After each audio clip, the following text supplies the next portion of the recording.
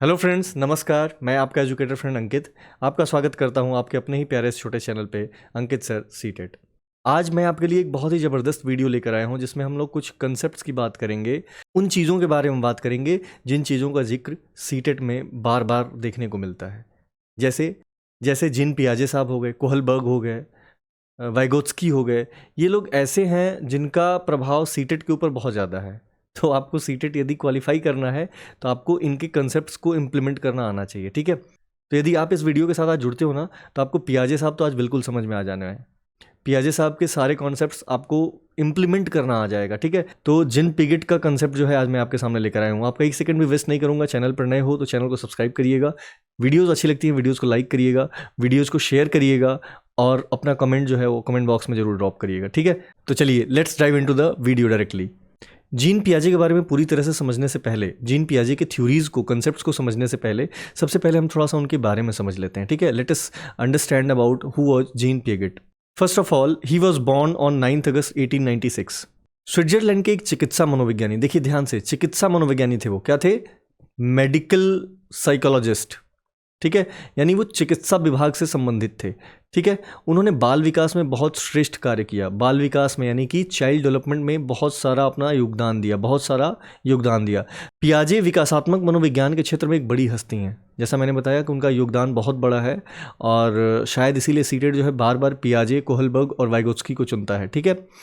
अनेक पांडित्यपूर्ण अवधारणाओं के लिए हम पियाजे के ऋणी हैं, जिसमें टिके रहने की क्षमता और आकर्षण है। यानी कि बाकी बहुत सारी थ्योरीज हैं, सभी की सभी थ्योरीज टिक नहीं पाती हैं, लेकिन जो पियाजे, कोहलबर्ग और वाइगोत्स्की की थ्योरी है, इसे कोई डिगा भी नहीं सकता है, ठीक है।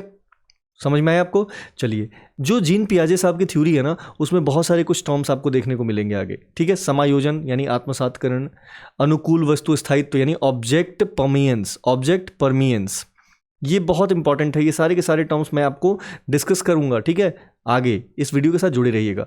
आत्म केंद्रीकरण यानी कि हम क्या बात कर रहे हैं? अहम केंद्रिता की, यानी ईगो सेंट्रिज्म की। किसकी?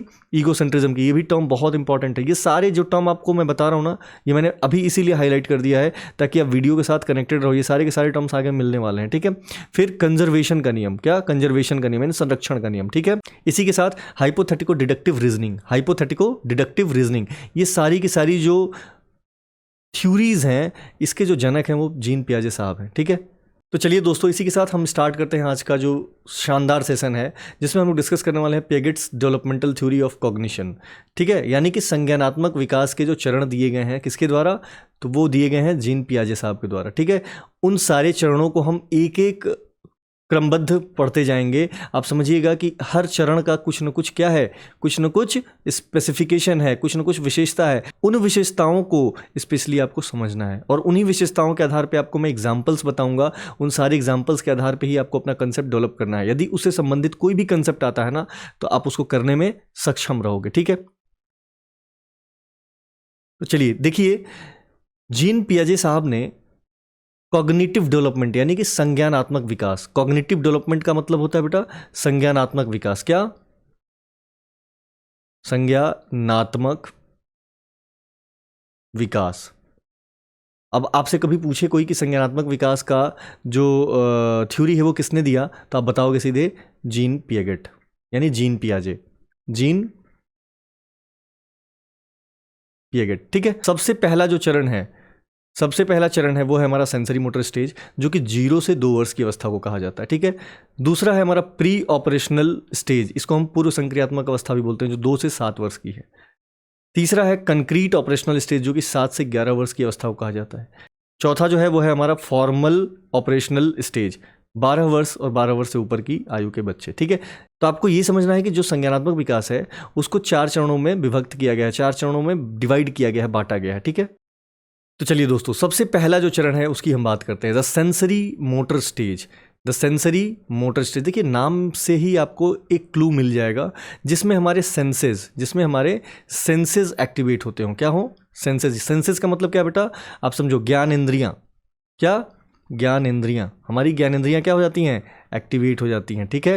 यानी ज्ञान इंद्रियां हमारी एक्टिव हो जाती हैं। अच्छा, अगली बात करते हैं, इसको समझते हैं आखिर ये है क्या, ठीक है। तो संज्ञानात्मक विकास के इस प्रारंभिक चरण के दौरान शिशु और बच्चे संवेदी अनुभवों को, संवेदी मतलब सेंसिटिव टचेस को, सेंसिटिव टचेस को या सेंसिटिव एक्टिविटीज़ को अनुभव कर सकते हैं, वस्तुओं में हेर फेर के माध्यम से ज्ञान प्राप्त करते हैं। इस चरण की प्रारंभिक अवधि में एक बच्चे का संपूर्ण अनुभव बुनियादी सजगता, इंद्रियों और मोटर प्रतिक्रियाओं के आधार से या माध्यम से होता है। ये चीज़ समझ में आया आपको? अभी मैंने आपको क्या बताया, बच्चे का क्या होता है, सेंस का डेवलपमेंट होता है। बच्चे का सेंस का डेवलपमेंट होता है, उसकी जो सेंस ऑर्गन्स हैं वो अच्छे तरीके से डेवलप हो जाती हैं। ठीक है, अब चलिए इस स्टेज की कुछ ना कैरेक्टरिस्टिक्स हैं, उस कैरेक्टरिस्टिक्स को आप समझिएगा। यानी इस स्टेज में क्या क्या गुण छुपे हुए हैं, बच्चा किस प्रकार का होता है, इसको यहीं से क्वेश्चन बनना है आपका सीटेट में। ठीक है, इसको समझिएगा। Know the world through movements and sensation, अपने मूवमेंट्स के थ्रू वो दुनिया को समझने की कोशिश करता है। ठीक है, अब देखिएगा कैसे, सेंसेशन यानी उसकी ज्ञानेंद्रिय एक्टिव होती हैं, तो पैर चलाता है, हाथ फेंकता है ना, इधर उधर देखता है। फिर दूसरी चीज़ क्या है, दूसरी चीज़ ये है बेटा कि वो चीज़ें सीखता है, जैसे चूसना, ठीक है, जैसे चूसना, पकड़ना, देखना, सुनना इत्यादि। ये सारी एक्टिविटीज जो हैं वो इसी अवस्था में बच्चा क्या करता है, सीखता है। ठीक है, ये चीज़ समझ में आया। तीसरी चीज़ क्या है, जब बच्चा इन सारी चीज़ों को डेवलप कर रहा होता है ना, तो बच्चे के अंदर एक स्पेशल जो है प्रॉपर्टी आती है। उस प्रॉपर्टी का नाम है ऑब्जेक्ट परमियंस। उस प्रॉपर्टी का क्या नाम है, ऑब्जेक्ट परमियंस, जिसे हम वस्तु स्थायित्व का नियम कहते हैं। क्या, वस्तु स्थायित्व का नियम। अब बताओ कि पेपर में ये क्वेश्चन देखने को मिलता है कि नहीं, ऑब्जेक्ट परमियंस। सबसे पहली चीज़ कि जो वस्तु स्थायित्व का नियम है ये जीन पियागेट सर ने दिया, यानी कि जीन पियाजे ने दिया। लेकिन आपको ये समझना है कि आखिर ये होता क्या है। चलिए इसी के साथ हम लोग समझते हैं कि ऑब्जेक्ट परमियंस यानी वस्तु स्थायित्व क्या चीज़ है। वस्तु स्थायित्व का जो नियम है वो क्या कहता है, समझिएगा। मान लीजिए छोटा सा बच्चा 0 से 2 वर्ष की अवस्था का बच्चा है, वो क्या करेगा, अपना खिलौना वहीं पे ढूंढेगा जहाँ पे वो खिलौना रखा रहता है। यदि मैंने उसका जगह बदल दिया, मान लो सपोज मम्मी या पापा किसी ने उसको खिलौने को छुपा दिया, कहाँ, सपोज किसी रजाई के नीचे या बेड के नीचे, तो बच्चा क्या करेगा, बच्चा उसी जगह पर बार बार जाके ढूंढता है, उसी जगह पर बार बार ढूंढता है, और फिर वही रोना गाना चालू, मम्मी मेरा खिलौना नहीं मिल रहा है। अब ऐसा होता है कि नहीं रियल लाइफ में, आप खुद बताओ। तो ये सब चीज़ें आपको समझ में नहीं आती हैं, लेकिन ये प्रैक्टिकल नियम है, जीन पियाजे साहब ने इसके बारे में पहले ही बता दिया है। ठीक है, ये सभी की सभी चीज़ें जो है ना वो हम लोग रियल लाइफ में इम्प्लीमेंट करते हैं, लेकिन इसके बारे में हमको ज्ञान नहीं होता है ये आखिर है क्या ये। ठीक है, बस हाँ होता है जनरली। लेकिन जब आप शिक्षित हैं और उसी विधा से शिक्षित हैं, यानी आप शिक्षक हैं, बाल मनोविज्ञान आप पढ़े हुए हैं, तो आपके लिए ये चीज़ें आसान हो जाती हैं। ठीक है, अच्छा लग रहा है वीडियो, तो वीडियो को ज़रूर लाइक करिएगा, वीडियो को शेयर करिएगा, और ज़्यादा से ज़्यादा आप कोशिश करिए कि वीडियो के साथ कनेक्ट होइए। ठीक है, वीडियोस की टेलीग्राम पे आपको सारी की सारी पीडीएफ मिल जाएगी। टेलीग्राम पे channel name is Ankit sir seated. Ankit sir seated search करिएगा टेलीग्राम पे, आपको वहाँ पे मेरा चैनल मिल जाएगा, जिस पे आप जाके सब्सक्राइब हो सकते हो, जुड़ भी सकते हो, सारी पीडीएफ डाउनलोड भी कर सकते हो। ठीक है, चलिए ये चीज़ समझ में आ गई बेटा। यानी जो पहला स्टेज है उसमें कुछ चीज़ें मैं आपको फिर से हाईलाइट कर देता हूँ। बच्चा क्या करता है, अपने सेंसेस को डेवलप करता है, अपने ज्ञानेंद्रियों को डेवलप करता है। ठीक है, इसके बाद बच्चा सुनना, चूसना, पकड़ना, देखना इत्यादि जैसी कलाएं जो है वो सीखता है। फिर उसके बाद वस्तु स्थायित्व का नियम उसको पता होता है कि मेरी वस्तु वहीं पर रखी होगी। ठीक है, लेकिन यदि हमने क्या किया, वस्तु का स्थान बदल दिया, तो बच्चा उसको पहचानने में असमर्थ होता है। ठीक है, तो चलिए दोस्तों, इसी के साथ जो पॉइंट नंबर 2 यानी कि स्टेज नंबर 2 है जीन पियागेट थ्योरी का, वो है प्री ऑपरेशनल स्टेज। क्या है, प्री ऑपरेशनल स्टेज। ठीक है, प्री ऑपरेशनल स्टेज। देखिए आप एक काम करिएगा कि हर स्टेज को ना उसके कैरेक्टरिस्टिक्स के साथ, यानी जो मैंने उसका गुण धर्म बताया उसके साथ जरूर जुड़ेगा। देखिए जो अभी तक बच्चा था, यानी कि जो 0 से 2 वर्ष की अवस्था का था, उसके पास ऑब्जेक्ट परमियंस का ज्ञान था। ऑब्जेक्ट परमियंस मतलब वस्तु स्थायित्व का ज्ञान था, कोई दिक्कत।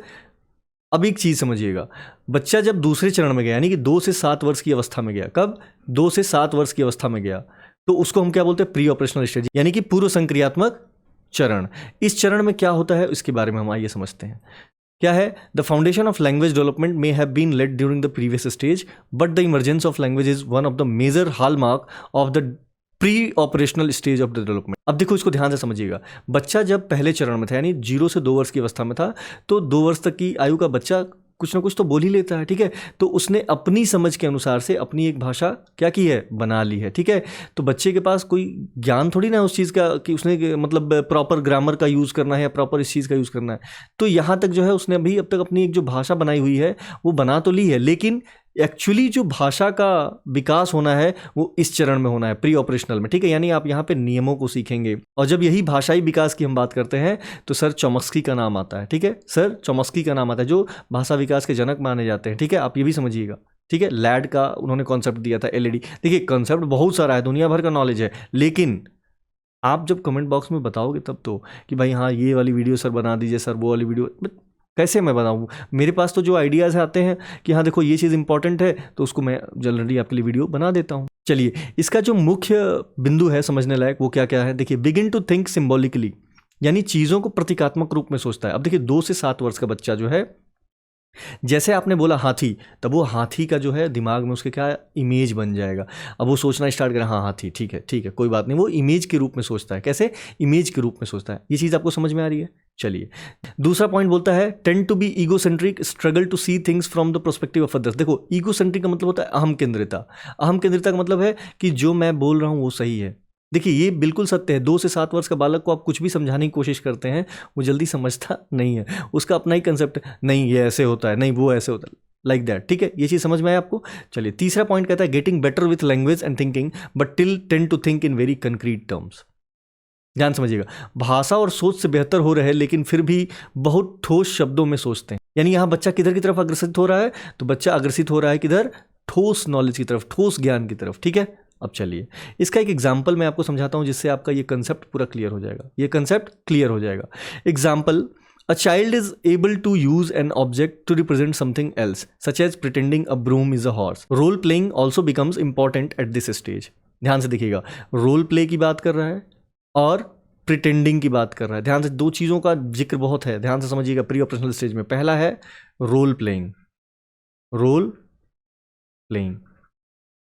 अब रोल प्लेइंग क्या चीज़ है? ध्यान से समझिएगा, बच्चा जब 2 से 7 वर्ष की अवस्था में होता है, यानी कि जब अपने pre operational stage of cognitive development में होता है, तो यहाँ पे बच्चे को ना किसी चीज़ की कॉपी करना बड़ा मजा आता है। जैसे ध्यान से समझोगे तो मैथ्स वाले सर ने ऐसे बोल रहे थे कि देखो तुम लोग होमवर्क नहीं करोगे तो पिट जाओगे, और सर डंडा ऐसे ऐसे लेके ना सबकी तरफ ऐसे ऐसे दिखा रहे थे। तो अब ये क्या हो रहा है? रोल प्लेइंग, यानी वो बच्चे क्या करते हैं, एक्टिंग करके चीज़ों को समझाने की कोशिश करते हैं। ठीक है, तो यहाँ पे रोल प्लेइंग बहुत इंपॉर्टेंट हो जाता है। ठीक है, हंसो मत लो यार। ठीक है, तो चलिए, जो दूसरा पॉइंट है, दूसरा पॉइंट क्या है कि यहाँ पे लेट का कंसेप्ट आ जाता है। क्या? लेट का, यानी मानना। जैसे हमने कहा कि माना झाड़ू बराबर, माना झाड़ू बराबर 1 बोतल, 1 झाड़ू बराबर 1 बोतल। तो बच्चा क्या कर रहा है? अच्छा ठीक है, मानने की बात बोल रहे हैं तो ठीक है हम मान लेते हैं। यानी अब यहाँ पे जो है बच्चा तैयार हो रहा है किसके लिए बेटा? अब समझिएगा, अब सब्जेक्ट की बात करते हैं। किसके लिए तैयार हो रहा है? गणित के लिए। किसके लिए? गणितीय संक्रियाओं के लिए। यानी क्यों? क्योंकि 6 to 8 में आपको ये चीज़ पता होगी बेटा कि हमें x बराबर 1 ये सब चीज़ें अलजेब्रा में पढ़नी होती हैं। ठीक है, अब समझ में आ रहा है आपको कैसे इंप्लीमेंट हो रहा है ये सारी पेडागोजी? यस और नो? यही क्वेश्चन आते हैं। तो ये चीज़ इंपॉर्टेंट है कि नहीं, आप ये बताओ। वीडियोज अच्छी लग रही हैं तो वीडियोस को जरूर शेयर करिएगा, वीडियोस को जरूर लाइक दीजिएगा और कमेंट बॉक्स में अपना कमेंट जरूर दर्ज करिएगा। ठीक है, चैनल पर नए हो सब्सक्राइब जरूर करिएगा। तो चलिए दोस्तों, इसी क्रम में जो तीसरा स्टेज है हमारा जीन पियागेट कॉग्निटिव थ्योरी, वो कहता है कंक्रीट ऑपरेशनल स्टेज। वो किसकी बात करता है? Concrete operational stage. Concrete operational stage क्या होता है भाई? ध्यान से समझिएगा। तो कंक्रीट ऑपरेशनल स्टेज का मतलब होता है जब हम किसी चीज़ को ठोस की तरफ ले जाते हैं। क्या? ठोस की तरफ ले जाते हैं। ठीक है, ध्यान से समझिए। अब समझिएगा ध्यान से, किस चीज़ की सॉलिडिटी की बात कर रहा है? किस चीज़ की सॉलिडिटी की बात कर रहा है? तो ये नॉलेज की सॉलिडिटी की बात कर रहा है, यानी वो अपने नॉलेज को और सॉलिड बनाने की कोशिश कर रहा है। ठीक है, तो बच्चा अपनी सोच विचार की बात में क्या करता है? वो बहुत ज़्यादा ठोस होने की कोशिश करता है और अपने तर्क का प्रयोग करता है। यानी तर्क मतलब आप समझ रहे हो ना, लॉजिक। क्या? लॉजिक। लॉजिकल एज ये कहलाती है, बच्चा लॉजिक करता है। ठीक है, लॉजिकल, कब, क्यों, कैसे, कहाँ। चलिए ध्यान से समझिएगा, इसकी भी कुछ प्रमुख विशेषताएं यानी कैरेक्टरिस्टिक्स हैं, उसको भी हम लोग समझते हैं। ठोस घटनाओं के बारे में तार्किक रूप से सोचना शुरू करता है। क्या? ठोस घटनाओं के बारे में, जो सॉलिड इवेंट्स हैं उसके बारे में तार्किक रूप से सोचना शुरू कर देता है। ठीक है, अब यहाँ से बच्चे का क्या हो रहा है? संज्ञानात्मक विकास और अच्छा होना स्टार्ट हो रहा है। ठीक है, ध्यान से समझो। संरक्षण की अवधारणा, संरक्षण की अवधारणा यानी कि law of conservation. Law of conservation, ये भी जीन पियागेट का भी जस्ट हम लोगों ने पहले स्लाइड पे देखा था, संरक्षण का अवधारणा। अब समझिएगा संरक्षण की अवधारणा क्या करता है। यदि एक ग्लास और एक कप दोनों समान किस चीज़ के, कैपेसिटी के यानी क्षमता के, वॉल्यूम के, तो उनमें जो रखा हुआ पानी है वो बराबर होगा। वो बराबर होगा। तो आप किसी को भी चूज़ करिए, कोई फर्क तो पड़ना नहीं, क्योंकि दोनों की क्वांटिटी क्या है? सेम है। तो पहले वाले जो चरण के बच्चे थे, यानी कि जो पहले और दूसरे चरण के बच्चे थे, वो इन चीज़ों में फ़र्क नहीं कर पाते, वो इन चीज़ों में फ़र्क नहीं कर पाते। ठीक है, चूँकि बच्चा क्या है अब 7 to 11 ईयर्स के बीच में है। कहाँ पे है? 7 to 11 ईयर्स के बीच में है। ठीक है, कोई दिक्कत? एक बार फिर से रिवाइज कर लीजिए। पहला वाला जो स्टेज है वो 0 to 2 ईयर्स, दूसरा वाला 2 to 7, 2 to 7, और फिर ये है तीसरा स्टेज जिसमें हम लोग डिस्कस कर रहे हैं 7 to 11 ईयर्स की बात। ठीक है, कोई दिक्कत? चलिए अब इसको ध्यान से समझिए। सोच अधिक तार्किक होती है। कैसी होती है? यानी जो उनकी थिंकिंग है बहुत ज़्यादा तार्किक होने लगती है, लॉजिकल होती है। ठीक है, लेकिन अब ध्यान से समझिएगा, यहाँ पे बहुत ठोस हो जाती है और साथ ही साथ व्यवस्थित भी होती है। व्यवस्थित मतलब अब धीरे धीरे वो क्या कर रहा है, लॉजिक के साथ अपने आप को इम्प्लीमेंटेशन करने की कोशिश कर रहा है। ठीक है, तो यानी कि अब उसके पास क्या आ रहा है, तर्क करने की क्षमता बढ़ते जा रही है। ठीक है, यानी अब वो फॉर्मल स्टेज की तरफ में जाना स्टार्ट करेगा। यानी 11 ईयर्स के बाद क्या आता है, फॉर्मल स्टेज, यानी चौथा पॉइंट वही आएगा। ठीक है, चलिए आइए मैं आपको एग्जाम्पल के थ्रू एक समझाता हूँ। तो इस बॉटल में उतना ही पानी आता है जितना हमारे पास एक छोटा सा जग है उसमें। ठीक है, अब मैं बच्चे से बोलूंगा कि कौन सा आपको लेना है, तो वो कहेगा कि सर कोई दीजिए, दोनों में तो सेम अमाउंट आता है। ठीक है, ऐसे आपको समझना है, यही समझना था आपको। थर्ड स्टेज में इतना ही आपको सीखना है। ठीक है, अगर जो इतना आप समझ लेते हो तो आपका क्या है, सीटेट में इम्प्लीमेंट हो जाओगे। ठीक है, हर क्वेश्चन में आप अपने आप को इम्प्लीमेंट कर पाओगे। ठीक है, तो चलिए दोस्तों, इसी के साथ हम लोग fourth stage of Jean Piaget's cognitive development देखते हैं। ठीक है, जिसका नाम है फॉर्मल ऑपरेशनल स्टेज। क्या है? फॉर्मल, औपचारिक। क्या? औपचारिक। ठीक है, अब यहाँ पे देखिएगा, औपचारिकताएं हम लोग करते हैं ना, उन औपचारिकताओं को किस प्रकार से इंप्लीमेंट करना है सीडीपी में, वो समझिएगा। ठीक है, तो चलिए इस स्टेज में क्या होता है कि काल्पनिक समस्याओं के बारे में, काल्पनिक, देखो यहाँ पे आ गया टर्म काल्पनिक, यानी कि क्वेश्चन सीधे आता है इमेजिनेशन, यानी समस्याओं के बारे में हम क्या करते हैं, सोचना स्टार्ट कर देते हैं। यानी उसके बारे में सोचना स्टार्ट कर देते हैं, उसकी समस्याओं में क्या करते हैं, तर्क के साथ उसको सोचना स्टार्ट करते हैं, फिर उसका एक समाधान ढूंढने की कोशिश करते हैं। ठीक है, समस्याओं के बारे में अमूर्त रूप से सोचना स्टार्ट कर देते हैं और फिर हमारा तर्क शुरू हो जाता है। ठीक है, अभी इन बच्चों में क्या है, नैतिक मूल्य डेवलप होते हैं, यानी कि मोरल वैल्यूज डेवलप होते हैं। ये दार्शनिक भी होते हैं। दार्शनिक का मतलब क्या है बेटा, तो आप समझिएगा, ये होते हैं फिलोसफिकल, यानी कि बहुत सारा ज्ञान रखेंगे। ठीक है, आपके सामने। फिर सामाजिक, यानी सोशल, क्या सामाजिक, सोशल, राजनीतिक, पॉलिटिकल, इन सारी चीज़ों पे भी वो क्या करते हैं, बात विचार करना पसंद करते हैं। ठीक है, कोई दिक्कत? चलिए इसको एक बार हम लोग समझते हैं। इसमें सबसे बड़ा जो कंसेप्ट है आपको वो चीज़ समझना है। ठीक है, हमने क्या बात की, फॉर्मल, औपचारिकताओं की बात की। क्या? औपचारिकताओं की बात की। औपचारिक, ध्यान से समझिएगा, ये औपचारिकता है क्या। यदि मान लो कि आपका बर्थडे है और आप इसी कैटेगरी में आते हो, यानी कि 12 साल की उम्र में और 12 साल से ऊपर की उम्र में आते हो, आपका बर्थडे है। ठीक है, 12 साल के आप हो और आपका बर्थडे है, आपके मम्मी पापा ने आपको गिफ्ट नहीं दिया, आपके मम्मी पापा ने आपको गिफ्ट नहीं दिया। ठीक है, तो आप दो चीज़ों से परिचित हो। पहला चीज़ कि एक तो औपचारिकता, क्या, एक तो औपचारिकता, अरे कोई बात नहीं है, ठीक है, अगली बार मिल जाएगा। ठीक है, और दूसरी चीज़, या तो आप मम्मी पापा से झगड़ोगे, तो भाई जब झगड़ोगे तो आपको रिजल्ट भी पता है, मम्मी का बेलन और पापा का जूता दोनों सर पे पड़ना है। ठीक है, सिंपल सी बात, ये चीज़ समझ में आ गई? कोई दिक्कत? तो समझ में आ गई। चलिए इसी के साथ एक बार जोरदार जयकार लगेगा, बोलो ओम नमः पार्वती पतये हर हर महादेव। ठीक है, चलिए आप इसी तरह से मन लगा के पढ़ते रहिए और भगवान का नाम लीजिए, आपका सिलेक्शन होगा पक्का, ये गारंटी है, यदि आप कंसेप्ट्स अच्छे से डेवलप करके जाओगे तो। इन सारी वीडियोस की जो पीडीएफ है ना, वो टेलीग्राम पे अंकित सर सीटेट के नाम से अवेलेबल है। ठीक है, वो चैनल है अंकित सर सीटेट, आप उसको जाके सब्सक्राइब करके सारी वीडियोज़ में से पीडीएफ ले सकते हो। ठीक है, सारी पीडीएफ्स आपको बहुत ज़्यादा हेल्प करने वाली है। ऐसा कंटेंट आपको नहीं मिलेगा कहीं पे, ये बहुत ज़्यादा मेहनत हो रही है। ठीक है, अभी भोर के 4 बज रहे हैं और मैं आपको रिकॉर्ड कर रहा हूँ। ठीक है, आप समझ सकते हो। तो चलिए दोस्तों, अब कुछ मुख्य बातों पे, यानी आउटकम पे बात हम करते हैं कि जीन पियाजे ने कुछ आउटकम्स दिए, यानी कुछ टर्म्स दिए हैं।